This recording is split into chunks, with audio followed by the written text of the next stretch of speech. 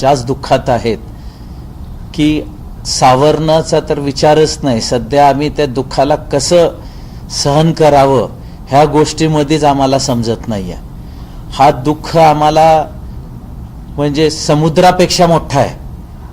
काय झालंय आमच्या सोबत आणि काय नाही. मी तर आपल्या मुलाचं लग्न करायला निघालो होतो, ते तर झालं नाही, परंतु माझ्या घरी एवढं मोठं दुःख आलंय की आज माझा मुलगा पण नाही राहिला आणि माझे वडील पण नाही राहिले.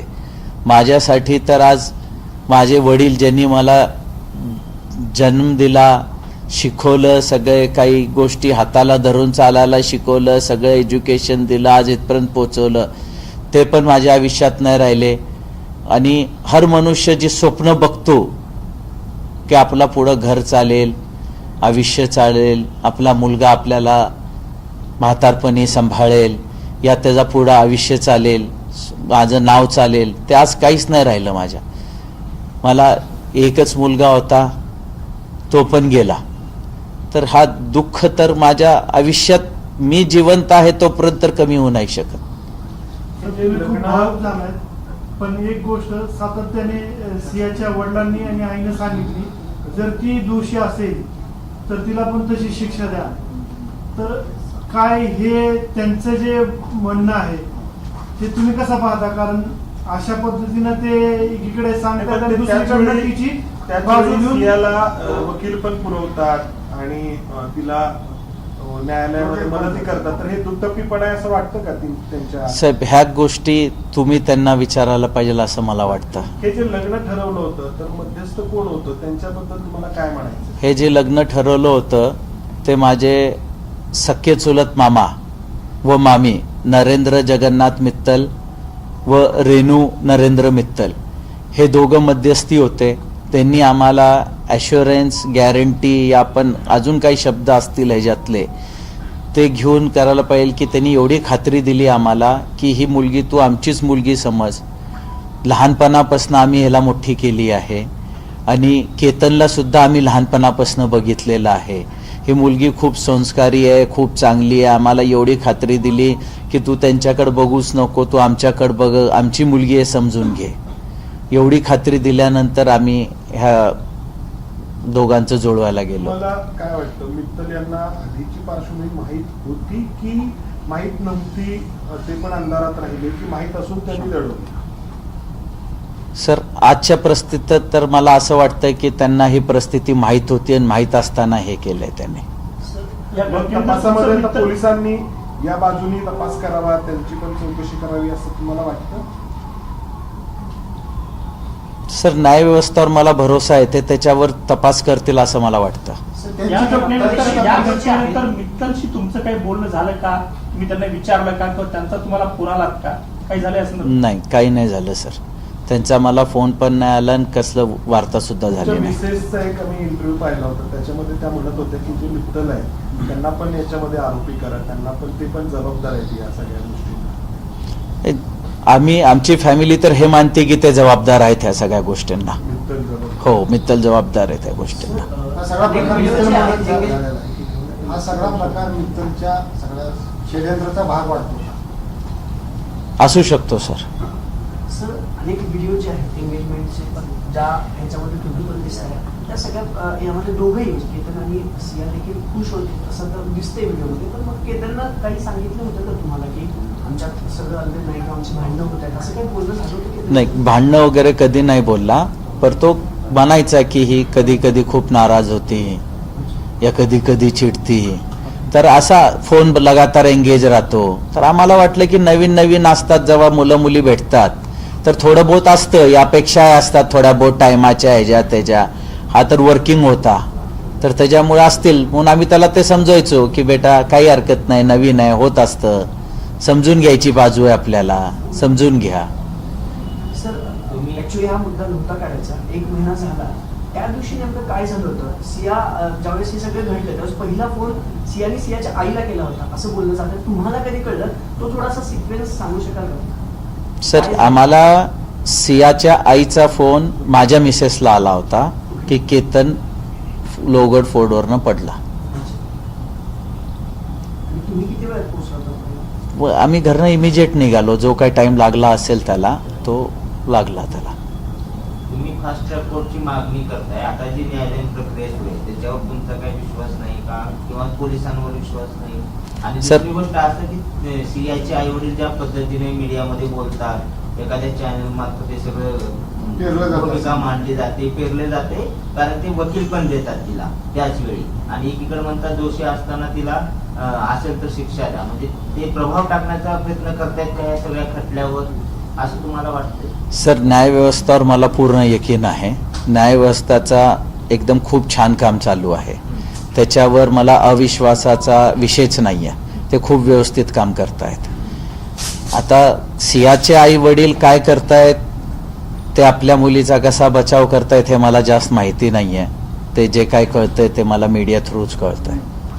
त्याच्यामुळे मी त्यांच्यावरती काही बोलू नाही दबाव शकत. टाकतात का मग या न्यायालयीन प्रक्रियेवर, पोलिसांवरती, या सगळ्या एवढ्या सगळे हे प्रकरण एवढं गाजतंय, त्यामुळे माझ्या मुलीचा सुद्धा विश्व म्हणजे दोषी असेल तर शिक्षा करा, असं म्हणून एक प्रकारे दबाव टाकतायत का, असं वाटत नाही का तुम्हाला?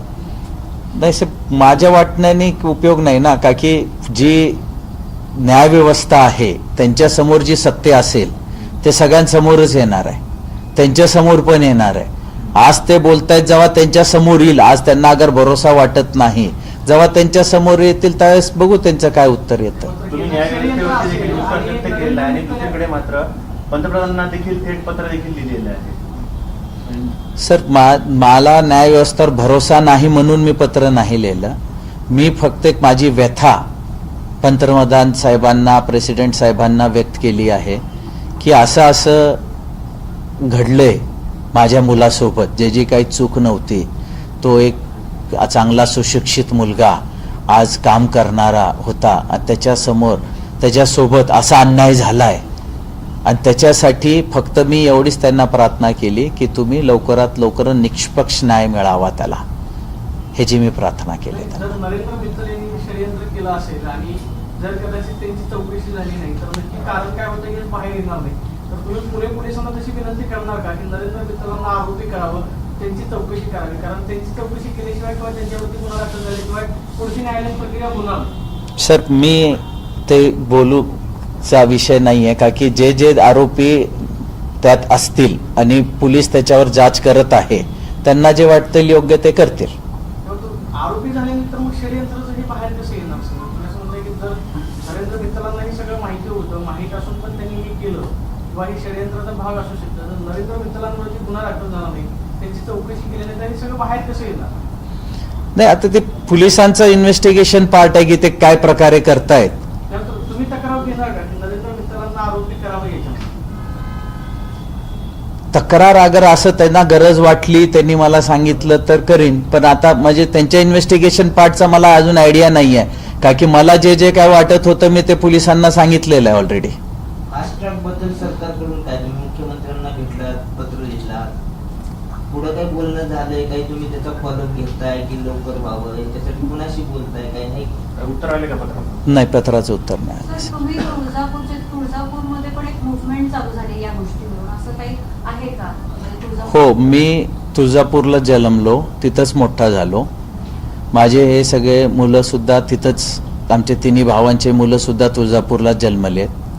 शिक्षणासाठी आम्ही पुण्यात आलो होतो आणि तिथल्या लोकांना सुद्धा ह्या गोष्टींचा खूप दुःख आहे, म्हणून तिथं सुद्धा ते लोक म्हणजे कुठं आपलं आपलं दुःख व्यक्त करत आहेत. समाजाकडून कशा प्रकारची प्रतिक्रिया आणि सहानुभूती किंवा आपल्या या संघर्षाच्या लढाईमध्ये सहभाग आहे?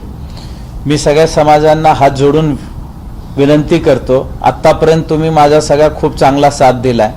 अजून मला न्याय भेटण्यासाठी सगळ्यांनी माझा असाच साथ द्यावा आणि ह्या दोघा आरोपीला व ह्याच्यात जे जे आरोपी असतील, जे समोर येतील पोलीस इन्व्हेस्टिगेशनमध्ये, त्या सगळ्यांना शिक्षा भेटण्यासाठी माझा सहयोग करावा अशी मी त्यांना विनंती करतो. पाठीमागे तुम्ही मीडियाशी बोलताना असं म्हटलं की लोहगडावर ही परिस्थिती ज्यांनी पाहिली त्यांनी पुढे यावं असं आवाहन केलं होतं, तसं काही तुमच्याशी कोणी कॉन्टॅक्ट वगैरे केलाय का? नाही, माझ्याशी कोणी कॉन्टॅक्ट नाही केलं. मी त्यासाठीच आवाहन केलं की त्यांनी पोलिसांकडे जावावं आणि त्यांनी त्यांच्याशी काय असेल ते सांगावं. सर, याच्यामध्ये काही जे मोबाईल रिकवर केले आणि त्या चॅटिंग आणि व्हिडिओवरून असं लक्षात येते की अनेक महिन्यांपासून म्हणजे ज्या वेळेस लग्न ठरलं त्यानंतरच खऱ्या अर्थाने कट रचला गेला, ज्यामध्ये कॉन्टॅक्ट किलिंगचा देखील एक पर्याय होता, स्लो पॉइझनिंग करणार होते. या ज्या काही गोष्टी बाहेर येत आहेत वेगवेगळ्या माध्यमातून, त्यात कितपत तथ्य आहे? सर सत्यच असेल ना, म्हणजे पोलीस हे जी गोष्ट सांगू शकेल, मी कसं सांगू शकणार? इन्व्हेस्टिगेशन हे पोलीस डिपार्टमेंट करतोय. काही कल्पना दिली? नाही, मला काही कल्पना नाही दिली. मला जे काही कळतंय ते मीडियावरूनच कळतंय. मी केतनचं खून करण्याच्या उद्देशानं सिंहने त्याशी लग्न जुळवलं, मध्यंतरी मित्तल वगैरे ही सगळी मंडळी. मी काही षडयंत्र आहे मोठं, कोणी दुसऱ्याचं आणखी कोणी याच्यात असू शकतं असं वाटतं. याला काय आर्थिक बाजू आहे का म्हणजे की दुसऱ्याचं व्यावसायिक काही हे आहे का पैसे त्यात? जमवताना की तुमचे जे नाही, ते मावा मला माहिती नाहीये सर. त्याची आता पोलीस इन्व्हेस्टिगेशन तपासातच कळेल. व्हावा का तपासाचा? हा तपास तर व्हायलाच पाहिजे ना. तुमचा आणि त्यांचा काही कारण तिला जर लग्नच करायचं नव्हतं, नाही ना, नाही, त्यावेळेस कसलाही सांगू शकले असते मला अशी नाही. बातमी ते की 3-4 एकरचा काहीतरी नाही, नाही, कसलाही व्यवहार नाही सर. नाही. सर मी सून आणायला गेलतो माझ्या घरासाठी. मी माझ्या पोराचं, हर एक बाप हा स्वप्न बघतो की आपल्या पोराचं लग्न व्हावं, त्याचा सुखी संसार व्हावं, त्याचे मुळं बाळ व्हावे, आपण म्हातारपणी त्यांचे लेकरं खेळावे. म्हणून मी माझ्या पोरासाठी एक सून आणायला गेलतो, आमच्या घरासाठी एक सून आणायला गेलो होतो. पण आज माझी परिस्थिती अशी आहे की माझा मुलगाच नाही राहिला, आणि असल्या गोष्टी झाल्या माझ्यासोबत. कुठल्याही बापासंगत होऊ नये ही माझी सगळ्यांना देवाचरणी प्रार्थना आहे की जी घटना माझ्या मुलासोबत झाली. एक आपण कुठलीही मुलगी सून म्हणून घ्यायला गेलतो चांगल्या घराची, सगळं करून तिचं काय मॅटर होतं त्यांनी एकदा स्पष्ट नाही म्हणून सांगितलं असतं तर ही गोष्ट कधीची झाली असती. असा मला सांगा, आजच्या दुनियामध्ये कोण कोणाला फोर्स करतं का? फोर्स करायचं कारण काय? आज माझा 26 वर्षाचा मुलगा, मी त्याला एवढं शिक्षण दिलं, एवढं व्यवस्थित त्याला पाळलं पोसलं की तो म्हातारपणी मला सांभाळेल, तो माझ्या आर्थीला खांदा देईल. पण माझी परिस्थिती आली की मी त्याच्या आर्थीला खांदा देतोय. माझ्यावर एवढा मोठा दुःखाचा डोंगर कोसळलाय की मी हे व्यक्त नाही करू शकत कुणाला. आणि माझी फक्त सगळ्यांना हे हात जोडून विनंती आहे, आपल्या सगळ्यांना समाजाला, की अजून एक केतन जाऊ नये. असं घडू नये की आज माझा मुलगा गेलाय, अजून कोणाचा मुलगा या मुलगी ह्या घटनामुळे, अगर त्यांना ते मुलगा मुलगी पसंत नसेल तर त्यांनी नाही म्हणून सांगावं स्पष्ट. पण विनाकारण कोणाच्या मुलाचा असा हत्या करू नये ही माझी सगळ्यांची विनंती आहे.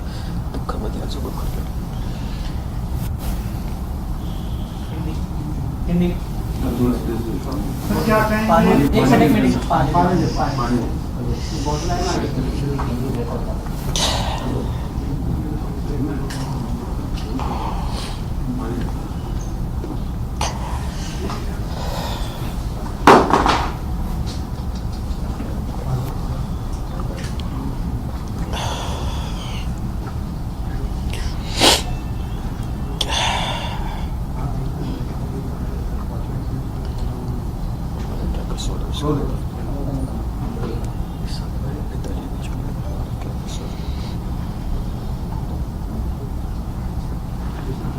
कल एक महीना होने वाला है कीर्तन जाने के बाद, तो इस तरह से पूछताछ शुरू है और आपकी क्या मांग है?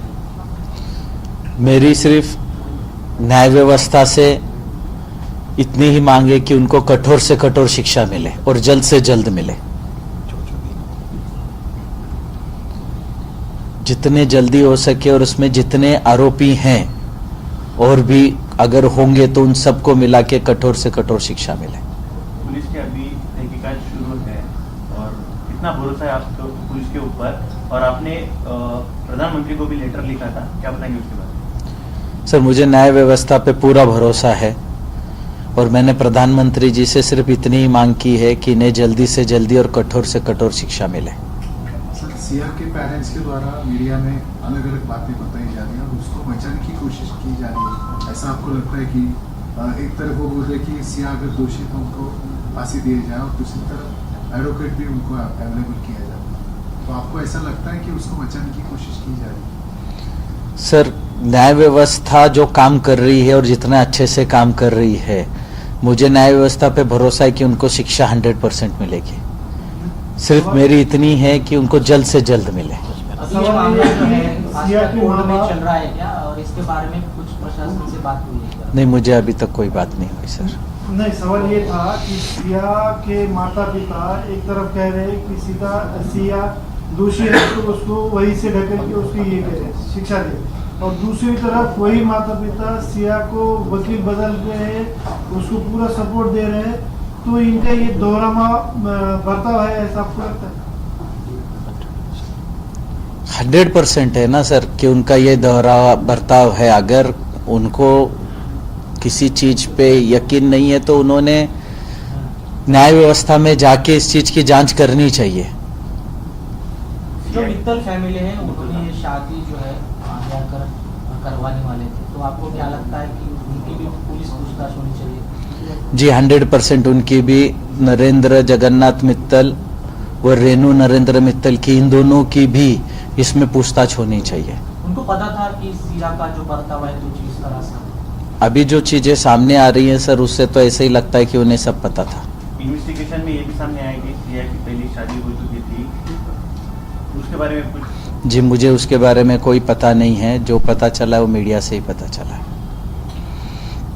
बिस्लर यांना जर हे माहीत होतं तर ह्यांनी का केलं ते, म्हणजे सियाच्या आई वडिलांच्या सांगण्यावरूनच त्यांनी ते केलं असावं? असू शकतं।